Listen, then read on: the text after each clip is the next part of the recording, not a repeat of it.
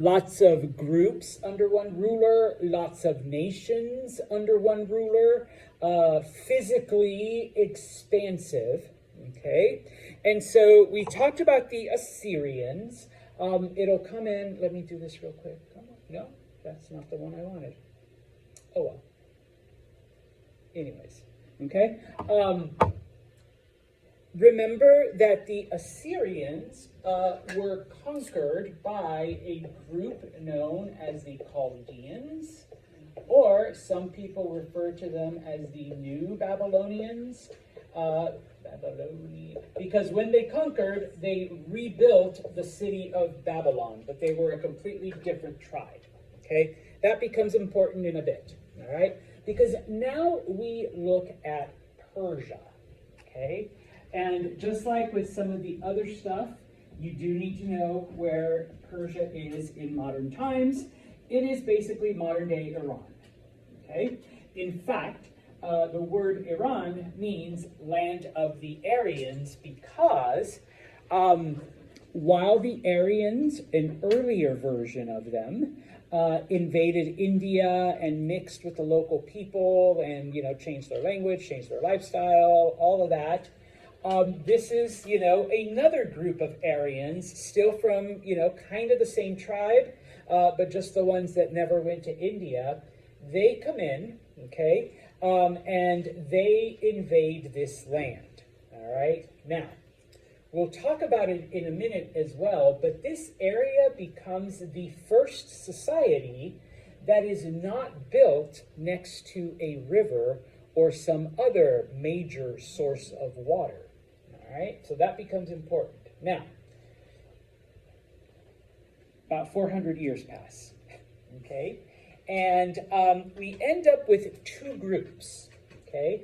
A group known as the Medes and a group known as the Persians. This is what happens, after the Aryans come in, mix with the local cultures, adapt, develop, language, all of that stuff, okay? Now, the society was divided in a way so that the Medes, okay, they were the upper class, they were the ruling class, and the group known as Persians were the lower classes, okay? So, unfortunately, we can't spend time, going through the whole thing, but just fast forward a couple hundred more years, and a man named Cyrus, okay, somehow he is able to marry a woman who's a Mede, okay? So basically, he's from the lower class.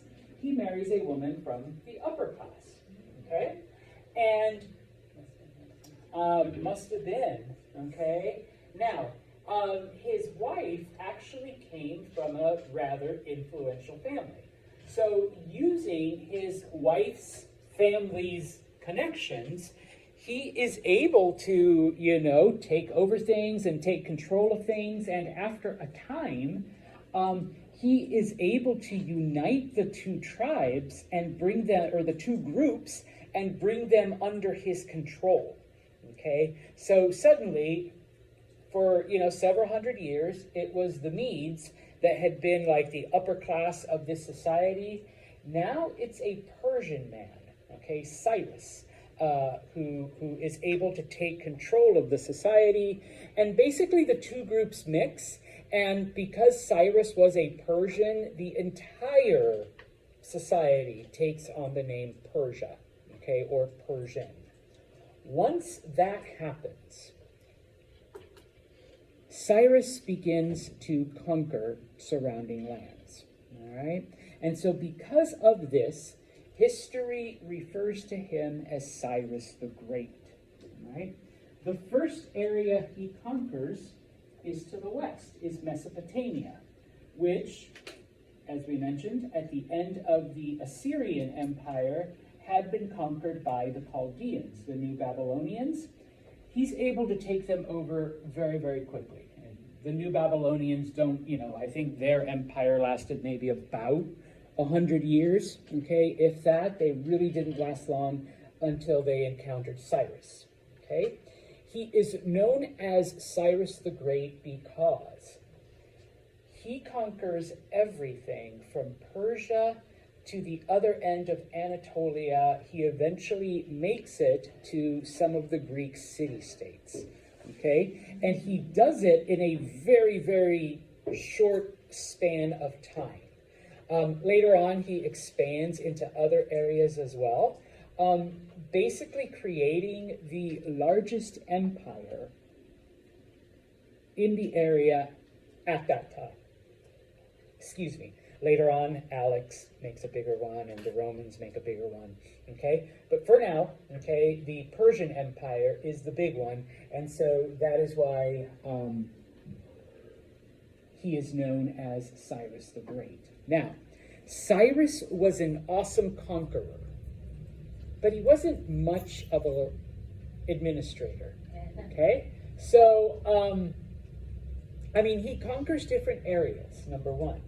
Number two, up until Cyrus had taken over, and even, when it was the Medes and the Persians, they were a nomadic tribe. They wandered quite a bit. And so because they did not have, an established culture or government, wherever they went, if the area had something to offer them, culturally, art, literature, yes, they would absorb it. Okay, they would make it a part of their culture and society. Okay, so for the first couple hundred years after Cyrus is conquering stuff, Persia is constantly changing, because with every new area that they encounter, they just begin to absorb that culture. All right, and so eventually, before Cyrus dies, he had managed to conquer, as I mentioned already, to the west all the way to Greece. Once he hit that area, he expanded south into Egypt, so he's able to conquer Egypt. And then in the meantime, he's also able to send his armies east, and they made it all the way to the borders of India. Okay, and so in all of these areas, okay, we begin to see Persia taking the different traditions, the different things from each of these cultures and adopting it and Persifying it. That's not a real word, but if you want to use it and say, word by Santos. But they began to Persianify all of this stuff. Okay, now, like I said, Cyrus wasn't much of an administrator, because he'd come in, conquer, take over, and then move on, okay? But one of the things that he did is, in a lot of these areas, okay, people that had been enslaved, he freed them, okay? Remember, during these times, other than debt slaves, you became a slave because your culture lost the war, and so you became the slaves of the winners, okay? He would come in and be like, all right, we're not here to enslave you, but, since you've been slaves for, 200 years, you're free, go, all right, go on, okay? And so, kind of tying in for those of you that are religious or maybe have studied the Old Testament, the Jewish people were conquered by the Chaldeans, by the New Babylonians. They were taken from Israel to Mesopotamia, okay? Once again, if you've read like Ezekiel and the story of Daniel and all of that stuff, that occurs in those areas. When Cyrus entered Babylon, when he entered Mesopotamia, he told the Jewish people, you can go back home. You can go back to Jerusalem, okay? Not only that, he gave them money so that they could go. And during this conquest, the Babylonians had destroyed Jerusalem and the Jewish temple. Cyrus helped them rebuild the temple, okay? And so in Jewish history, he is also referred to as Cyrus the Great because of this, okay? And I give this example because it's the one that most people are familiar with, but he did this with other cultural groups as well. It wasn't just the Jewish people. And so yes, the areas that he conquered loved him, Okay, they saw him as a liberator. All right. Now, of course, the time always comes when you have to die. Unfortunately, and this is like, one of the funnier haha parts of history. Cyrus doesn't die in battle. Cyrus doesn't die like fighting off 20 enemy soldiers and they finally take him down or whatever. He's riding his horse one day. The horse gets spooked. He falls off, hits his head on a rock, breaks his neck. All right, and that's the end of Cyrus the Great. Okay, now, I know. His son takes over. Okay, but he isn't king for very long because he's actually the one that dies in battle. All right, he's out there fighting off, enemies, and he gets stabbed and like all of that stuff. Okay, unfortunately, Cyrus's son hadn't, he was married, he had a wife, but they didn't have kids yet, and so. Okay, who's supposed to be the king if the king has no oldest son? All right, so what ends up happening is that we have a period of civil war where different generals are trying to take over, okay? And so, it's a period of about, 8-9 years where, these generals are fighting each other. And so during that time, some of the areas that Cyrus conquers liberate themselves, they go off on their own and whatnot. But one of Cyrus's generals, a man named, I've always pronounced it Darius. Some people pronounce it Darius. Yeah, I don't like that. So I'm calling him Darius, so, whatever. He emerges victorious. He has beaten the other generals, and so he lays claim to the throne. It does not hurt that in the process, he married the widow of Cyrus's son. So he married the queen, okay, after he died. So that kind of gives his claim a little bit more legitimacy, all right? But he basically emerges as the new king of Persia, okay? Because other societies had, rebelled, because of, whatever, he does spend his early years putting down these rebellions and reconquering areas. He also conquers, other places. Now, Darius is also given the title of the Great, even though he did not conquer as much as Cyrus did, as his stepfather-in-law. I don't know what he ends up being, but he does do a lot of things for Persia that makes it, the empire that it eventually becomes. All right, you knew this was coming. Okay, the purple area is Persia. Okay, where the Aryans went in and conquered. And then, of course, they developed their society where you had the Medes, you had the Persians, and then, of course, Cyrus united this area. Okay? Everything that you see in the brownish color is what Cyrus conquered. Okay? It was a lot. And so that's why he is called the Great. Everything that you see in yellow is what Darius conquered. All right, so not as much, but he still expanded the empire, and he did a lot of other things, which is what we'll talk about in a minute. Okay, but basically Persia was the largest empire in history up to this point. Okay, so it qualifies lots of states under one ruler, check. Lots of ethnic groups under one ruler, check. Expanded far and wide distant lands, yes, check. All right, even bigger than the Assyrians. Now, we will talk about it probably on Friday, definitely Monday. When they do encounter the Greeks, the Greek-Persian wars are like, some of the most important conflicts, all right, during ancient times. All right, and so that's how you see all of those little red marks, because that was one of their biggest challenges. They were the first to really stand up against the Persians. Okay, so why is Darius the Great? Why does he deserve that title? Even though he did not conquer, sorry, I'm trying to sit down. Even though he did not conquer as much as Cyrus did. Okay, well, once again, Cyrus was a great conqueror. He conquered a lot of land, but he was a bad administrator. He hated it. He didn't know what to do. He just left it to the hands of his underlings, or in some cases, he would just tell people, hey, as long as you pledge your loyalty to me, Cyrus, I'm your new king, you guys can keep doing whatever you were doing before, all right? I'm just going to move on and conquer more land, all right? So,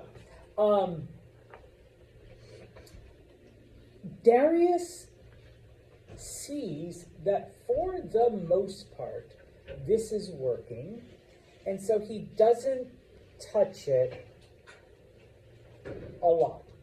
He does realize that he needs to make some changes, but if he does too much too soon, he might have more rebellions on his hand. So number one, he's like, okay, maybe I wouldn't have done it the way Cyrus did it, but absorbing the local traditions, and allowing people to continue to practice what they were doing before, that made sense. Okay, so he tells people, okay, I'm not going to change a whole lot from what Cyrus did. Okay, but number one, you do need to pledge loyalty to me, the king. Okay, you need to, I need to be assured that you will follow me, that you're stepping in line. And number two, you do need to pay taxes. All right. Now, Darius does something different with taxes that we will talk about in a minute. Okay, but he basically says, you all need to pay taxes to me. All right. Otherwise, everything else that you've been doing for the last couple hundred years, we're okay. All right? Now, one of the things that Darius recognizes, and once again, this is why we can still translate cuneiform, even though it's like the oldest, the first written language. They conquered the Chaldeans, who had conquered the old Babylonians, the Aaronites. They had conquered the Akkadians, and they had conquered the Sumerians, and each one of them had adopted that early writing and just fit it to their own language. By the time Darius arrives, because Cyrus had conquered the area but hadn't really done a whole lot, by the time Darius arrives, he's like, hey, this, because the Persians didn't have their own written language. He's like, this one's pretty good. This one makes total sense. We're going to take it, but we're going to adapt it, obviously, to our language. But, and so in this case, this is the birth of the language that eventually becomes known as Aramaic. Which, once again, for those of you that are religious, it becomes the language of the area for the next couple thousand years. It's the language that Jesus spoke, and the people that lived with him during that time, they all spoke Aramaic. Okay, it's the language that a lot of those ancient records was then kept in. All right, and so, because of this, we can take Aramaic and translate it into whatever the Chaldeans spoke. We can take it into whatever, the Babylonians spoke, and then we can take it into whatever the Akkadians spoke, and, we can translate it all the way back. All right? And so, they preserve the writing, they adapt it to their situation. Okay, number one. This is probably, I want to say, the second most important thing that Darius does. Okay, he realizes after a couple of years that, okay, I've allowed these areas to keep their traditions and to keep their things, and I've allowed them to keep doing what they're doing.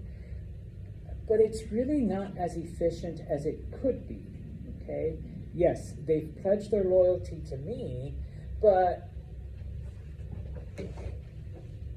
the empire's so big, there's really no way to like follow up on that, you know, make sure that you're not just saying that you're loyal to me, but then like doing your own thing. And so what he does, and this is like the first time we see this in history, it's going to be important. The first time we see it in history, he takes the empire and divides it into 19, what he calls satrapies, okay? If you want to use modern language, provinces, okay? But in Old Persian here, satrapies. And they're called satrapies because the governor of each of these provinces is a satrap, okay? Now, you're part of the conquered area. We have appointed Veronica as your satrap. You pledge loyalty to Veronica, okay? Taxes go to Veronica, okay? All of the other stuff to her, all right? This part over here, okay, it all goes to Javier. He's the satrap. You all pledge your loyalty to him. Taxes are paid to him, and, you know, all of that stuff. The only thing I, as the king, have to worry about, yes, are those 19 satraps. That's it. So as long as Javier's doing his thing and giving me the money, I don't care what he does in his province. As long as Veronica is giving me the taxes and is still loyal to me, I don't care what's going on in her province either. Okay? And so, and I'm going to go back here, because this map does in fact have, you don't need to know them. When I took this class and it was like, yes, I had to memorize them. But it does have the names of the various provinces and the number. If you know your Roman numerals, you can figure it out. So obviously, you know, number 1 was Persia, okay? But, you know, you have Egypt, you have Syria, you have Cilicia, you have Lydia, Phrygia, Ionia, okay? Parikania, India, Gandhara, Bactria, okay? And the number of, yeah, thank you. And the numbered province that they were. So you have all of the different provinces, you have the governors, and so now, you know, each governor or satrap rules the area the way they want to, okay? They collect taxes the way they want to, as long as it ultimately ends up with me and loyalty, loyalty, loyalty, loyalty, you know, good, okay? Once again, this is new. This is revolutionary. Nobody had done it before, okay? And yeah, it does. I know today we're like, well, yes, you know, we've got New York and, you know, New Jersey and Maryland, yeah, whatever, you know. Well, okay, but this is, you know, once again, 3,000 years ago, nobody had done it, okay? Some of the other things that he does. Number 1, once again, talk about taxes here. He fixes taxation. He actually makes it so that depending on what you have is like you pay a percentage of that. Whereas before, it was basically like you have to give the king whatever. Or if the tax collector feels that you need to give more, or if the king decides he wants to take all of your land, you know, or all of your harvest, or all of your chickens, then they would, okay?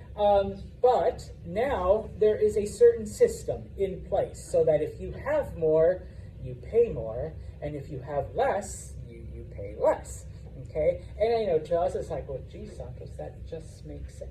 Yeah, but it's new, number 1, and even today it doesn't always work that way, okay? So we've got this, okay? Now, one of the things that Darius does, and I'll spend a little bit of time talking about this in a minute, and I even have a video, he used some of that tax money because previously it was basically used, you know, to pay the soldiers and to build me a bigger palace and, you know, to do things like that. But Darius is one of the first rulers to take this money and use it so that it benefits the public. And one of the things that Darius does is he builds roads. Now, up until this point, people didn't really build roads. You went from point A to point B, and just people walking over the same area, kind of like, oh, I guess this is how we go, you know, because it's been flattened out, it's been smushed.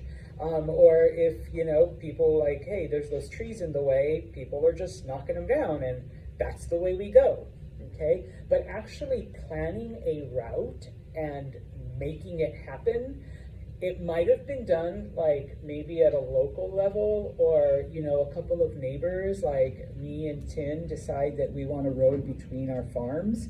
And so we agree, and so, you know, we dig and we flatten it and we do the thing. But now you're having the government actually do it, which is once again something new. I know today, well, yeah, Santos, you know, DPW's out there, they build the roads, they fix them, they do it. Okay, but before, no, all right? You have so many kingdoms, so many places that you have taken over. And many times, and in this case, Cyrus allowed it, people just use whatever they did when it came to money and exchange. Darius said, no, that's confusing. Bless you. A piece of gold is worth X amount. A piece of silver is worth X amount. Bless you. We're not going to do this like, you know, a Persian dollar is different from an Egyptian dollar, is different from an Anatolian dollar. And I'm just saying dollar, they didn't exist back then. We're going to make it all one thing. Okay? So Darius is one of the first to come up with that. And then finally, weights and measures. People measured things in their own way. Okay? Now, here in the US, we use what's called the imperial system, inches, feet, and things like that. And I'm just going to do distances, miles and whatnot. Do you know why it was called a foot? Thank you. Not just any foot, the king's foot. Okay? So, however long the king's foot was, that was a foot, 12 inches. Okay? Well, guess what happens when that king dies and we get a new king? Yes, a foot is now a different measurement, a different length. Okay? And different places, different areas, obviously, a French foot was different from an English foot, was different from a German foot, you know, because we're measuring versus a different standard. And different people use different areas. In a lot of these places, they had something called a cubit, which was the length from the tip of your middle finger to your elbow. Okay, oh no, what are you talking about, feet, Veronica? No, here we measure in cubits, okay? And it's like, what the fuck's a cubit? You know, and you know, type of thing. So, Darius says no, okay? Everything is going to be the same no matter where we go in Persia, okay? We're going to use the same system, okay? He even got a couple of areas outside of Persia to also agree to use these measurements, because if you want to do business with us, then, and also accept our money values, then you're going to do the same thing, okay? FYI, do we have a unified measurement system today? No. Are you sure? Well, Tin, you want to tell us about kilometers and centimeters? No? Okay.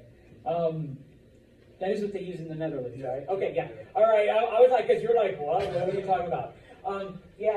The entire world uses something called metric, except for the United States and the powerful country of Liberia. Some of you guys are like, what? Yeah. And I can't remember if Burma still does or not. But that's it. Okay? So we're the oddballs. And honestly, I'm not here to, I am here to preach a little. It's by tens. It's so easy. You just multiply by tens. You know, 0 is frozen, 100 is hot. Yeah. What's this shit with 32 and 212? All right, it's Yeah. anyways, okay. So yeah, okay. So that's kind of like the origin of that, okay, of trying to unify those things, okay. All right, we'll get to some of that in a minute, but Persian culture, okay. Talking about Persian religion, okay.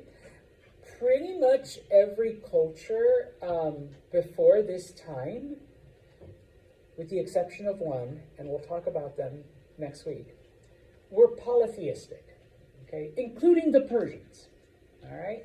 What is polytheistic again? Many gods. Many gods, okay? Around 1000 BCE, a man named Zoroaster comes along. And he basically starts a movement that is named after him later on, Zoroastrianism, which is monotheistic, okay? One of the few, okay, it's not the first, okay?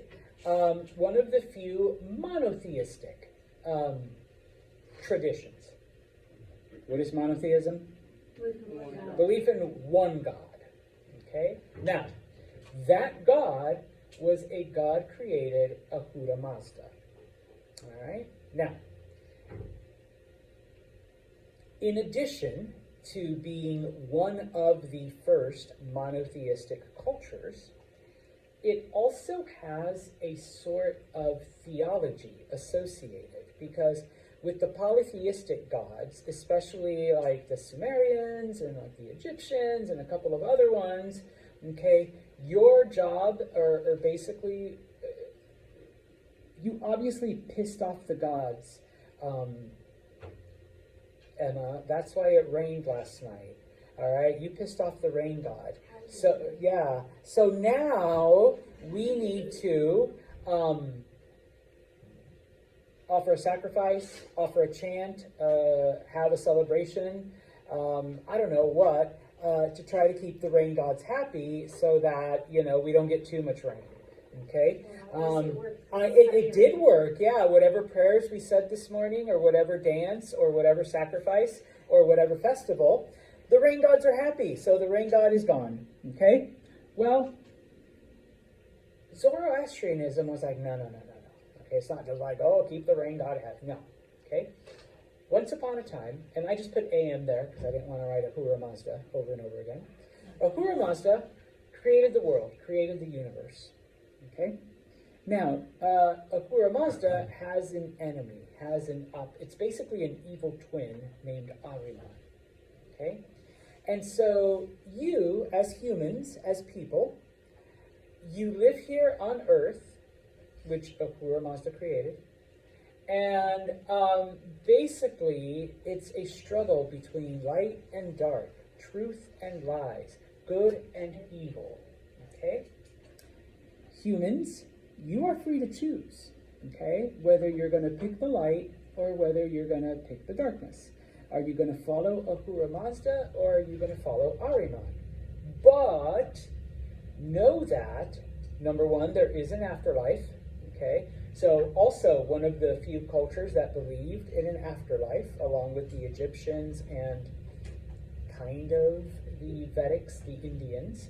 But please be aware that depending on if you chose good in this life, you will be rewarded. And if you chose evil, then you will be punished. You will suffer eternal damnation. Who would choose? I know, right? And so, because of this, because Zoroastrians believed that humanity would choose evil because evil's more fun, there were strict rules that you had to follow with harsh punishments. And of course, if you choose the good and the light, you will live in paradise. All right? Believe it or not, this wasn't very popular with most Persians. I can't imagine why. I know. So guess what they added to make Zoroastrianism fun? I think this would spice up any religion. Fire.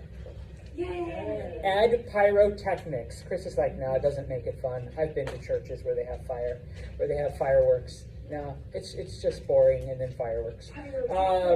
But yes, now, Zoroastrian priests were known as magi.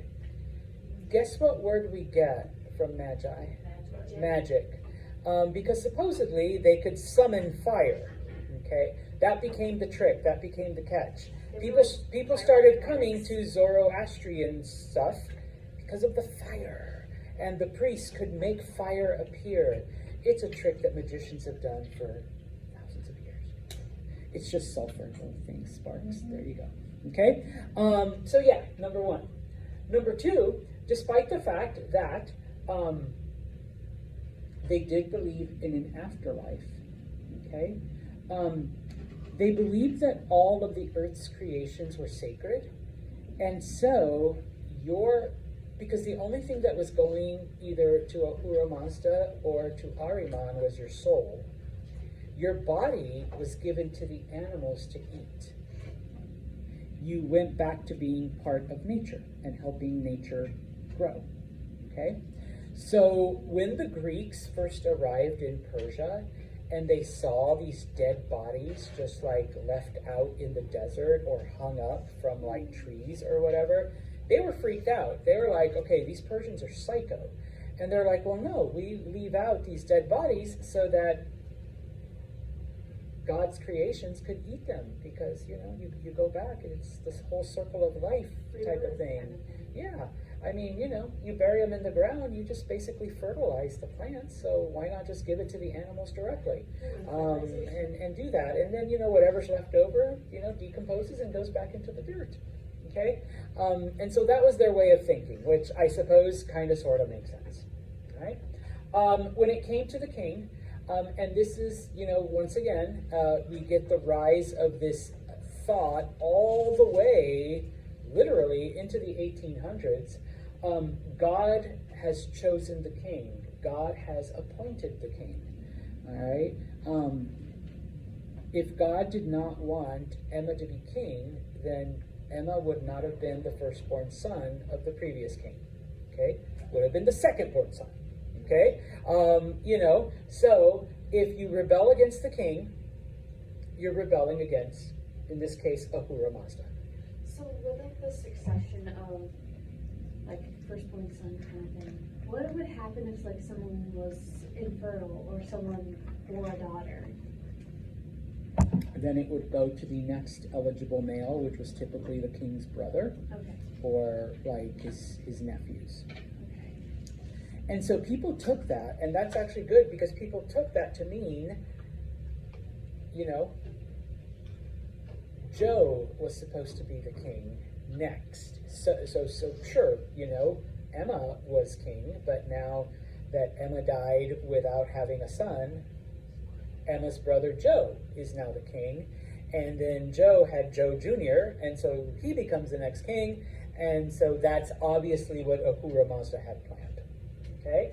And so, as being the chosen one from the God, I almost said the gods, God, okay, you had to prove as king that you were better, not only spiritually, but also physically, okay?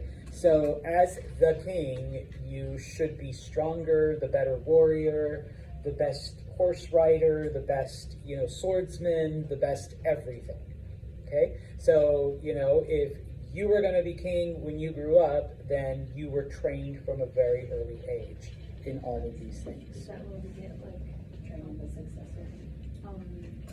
King Tut, the youngest king. Mm-hmm. Yeah. All right. Now, besides the king, okay, you did have 4 social classes in Persian society. Okay, at the top, of course, was the king. All right, but right below him, or almost equal, were the priests and the nobles. Okay, when we talk about the nobility, okay, we're talking about the king's sister, or the king's cousin, or the king's, dad, or the king's mom's brother's nephew.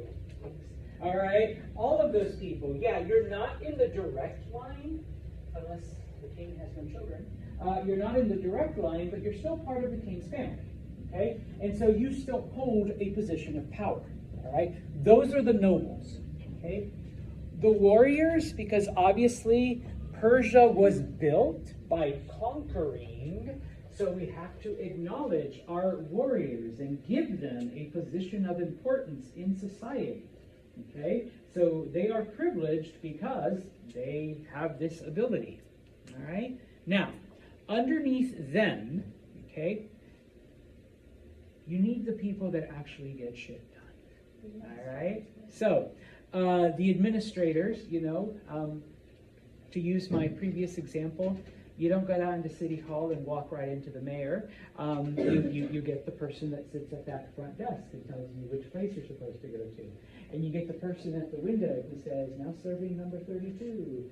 And you get the person who, takes the papers and makes copies. Sorry, Rana. You have all of those people, okay? And of course, because, the time that we live in, you have the scribes, the ones that keep the records, okay? Below them were the people that made things, okay? Your blacksmiths, your woodworkers, your stonemasons, all of that, okay? And then, of course, finally at the bottom, which once again, I will always find ironic because you go back a couple thousand years, it was the farmers and the animal people that make society possible. But fast forward 10,000, 12,000 years, and they are at the bottom of the social ladder, okay? So the farmers and the people that work with animals. Why does everyone go? I know. Then we'll appreciate people who, grow our food and milk the cows and do all of that. All right? We're actually kind of sort of out of time. So I'm going to stop with this, even though we still have more of Persia. So we will continue with this on Friday. Those of you